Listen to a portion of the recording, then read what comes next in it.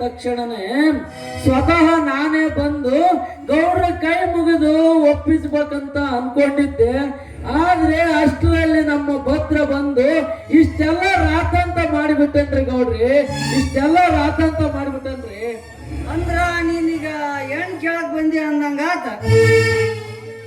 ಸಾಧ್ಯವಿಲ್ಲ. ನಿನ್ನ ಮನೆಗೆ ನನ್ನ ಬಂಗಾರದಂತ ಮಗಳನ್ನು ಕೊಟ್ಟು ಮದುವೆ ಮಾಡಲಿಕ್ಕೆ ನಾನೇನು ಮೂರ್ಖನಲ್ಲ. ನಿನ್ನ ಯೋಗ್ಯತೆಯೇನು, ನನ್ನ ಅಂತಸ್ತೇನು? ಗೌಡ್ರಿ ಈಗೆಲ್ಲ ಮಾತನಾಡಬೇಡ್ರಿ ಗೌಡ್ರಿ, ಈಗೆಲ್ಲ ಮಾತನಾಡಬೇಡ್ರಿ. ಒಂದು ವೇಳೆ ನೀವು ಮದುವೆಗೆ ಒಪ್ಪದಿದ್ದರೆ ಅವರಿಬ್ಬರು ಸಾಯುವುದಂತೂ ಖಂಡಿತ ಗೌಡ್ರಿ, ಸಾಯುವುದಂತೂ ಖಂಡಿತ. ಏನು ಪ್ರಾಣದ ಬೆದರಿಕೆಯನ್ನು ಹೇಳಿ ನನ್ನನ್ನು ಎದುರಿಸುತ್ತಿರುವಿಯಾ? ಆ ನಿನ್ನ ತಮ್ಮ ಆಡಿದ ಮಾತುಗಳನ್ನು ನೆನೆಸಿಕೊಂಡರೆ ಅವನನ್ನು ಇಂಚಿಂಚಾಗಿ ಕತ್ತರಿಸಿ ಹಾಕಬೇಕನಿಸುತ್ತದೆ. ಡ್ಯಾಡಿ, ದಯವಿಟ್ಟು ನನ್ನ ಮಾತನ್ನ ಸ್ವಲ್ಪ ಕೇಳಿ. ನನಗೆ ಜೇನುಗೂಡಿನ ಹುಳ ಬೇಕಾಗಿಲ್ಲ, ಅದರಲ್ಲಿರುವ ಜೇನು ತುಪ್ಪ ಬೇಕು. ನಿಮ್ಮಿಬ್ಬರ ಜಗಳದಲ್ಲಿ ನನ್ನ ಪ್ರೀತಿಯನ್ನು ಯಾಕೆ ಬಲಿ ಕೊಡ್ತಾ ಇದ್ದೀರಾ? ನೋಡಿ, ನಾವಿಬ್ಬರು ಪರಸ್ಪರ ತುಂಬಾ ಪ್ರೀತಿಸಿದ್ದೇವೆ. ದಯವಿಟ್ಟು ಈ ಮಾತಿಗೆ ಒಪ್ಪಿಕೊಳ್ಳಿ ಡ್ಯಾಡಿ, ನನ್ನನ್ನು ಮದುವೆ ಮಾಡಿಕೊಡಿ. ಗೌಡ್ರೆ ಏನು ಯೋಚನೆ ಮಾಡುತ್ತಿರುವಿರಿ? ನಿಮ್ಮ ಮಗಳಿಗೆ ಹಾಕಬೇಕಾದ ಎಲ್ಲಾ ಒಡವೆ ವಸ್ತ್ರಗಳನ್ನು ಹಾಕುತ್ತೀರಿ. ದಯವಿಟ್ಟು ಇಲ್ಲ ಅಂತ ಮಾತ್ರ ಹೇಳಬೇಡ್ರಿ ಗೌಡ್ರಿ, ಇಲ್ಲ ಅಂತ ಮಾತ್ರ ಹೇಳಬೇಡ್ರಿ. ನೋಡ್ರೆ ಬರ್ರಿ ಇಲ್ಲಿ. ಇದು ಕೇಸ್ ಏನೋ ಉಲ್ಟಾ ಆದಂಗ ಕಾಣ್ತೈತ್ರಿ. ಈಗ ಸುಮ್ಮನ ಕಣ್ಣು ಮುಚ್ಚಿ ಮೂವನ್ ಬಿಡ್ರಿ.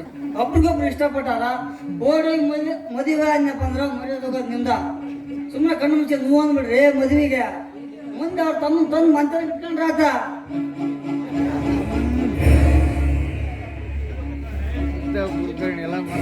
ಕುಲಕರ್ಣಿ, ಅದೇನು ಹೇಳುತ್ತಿರುವಿಯೋ ಸ್ವಲ್ಪ ಬಿಡಿಸಿ ಬಿಡಿಸಿ ಸ್ವಚ್ಛವಾಗಿ ಹೇಳು.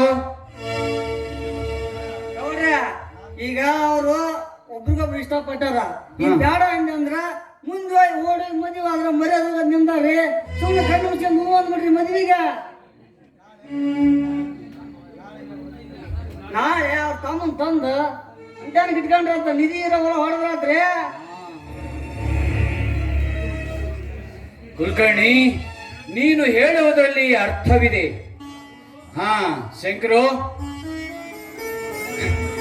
ನನ್ನ ಮಗಳಿಗೆ ನಿಮ್ಮ ತಮ್ಮನ್ನೇ ಇಷ್ಟಪಟ್ಟಿದ್ದಾಳೆ ಅನ್ನೋ ಒಂದೇ ಒಂದು ಕಾರಣಕ್ಕೆ ನಾನು ಈ ಮದುವೆಗೆ ಒಪ್ಪುತ್ತೇನೆ. ಮುದ್ದು ಡ್ಯಾಡಿ, ನನ್ನ ಜೊತೆಗೆ ಒಪ್ಪಕ್ಕೆ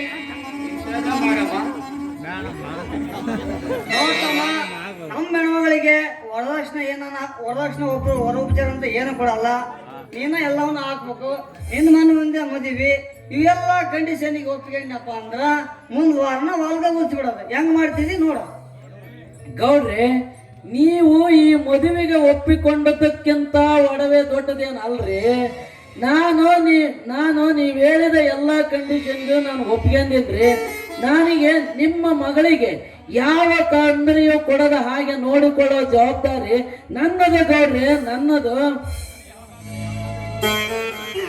ಶಂಕರಣ್ಣ, ಸರಿ, ಹಾಗಾದ್ರೆ ಮುಂದಿನ ವಾರವೇ ಮದುವೆಗೆ ಎಲ್ಲ ಸಿದ್ಧತೆ ಮಾಡಿಕೊ. ನಾನು ಒಂದ್ ಸ್ವಲ್ಪ ಹೈವೇಯಲ್ಲಿ ಕೆಲಸವಿದೆ, ನಾನು ಹೋಗಿ ಬರುತ್ತೇನೆ. ಆಯ್ತ್ರಿ ಗೌಡ್ರಿ, ನಾಳೆ ಹೋಗೋಣ.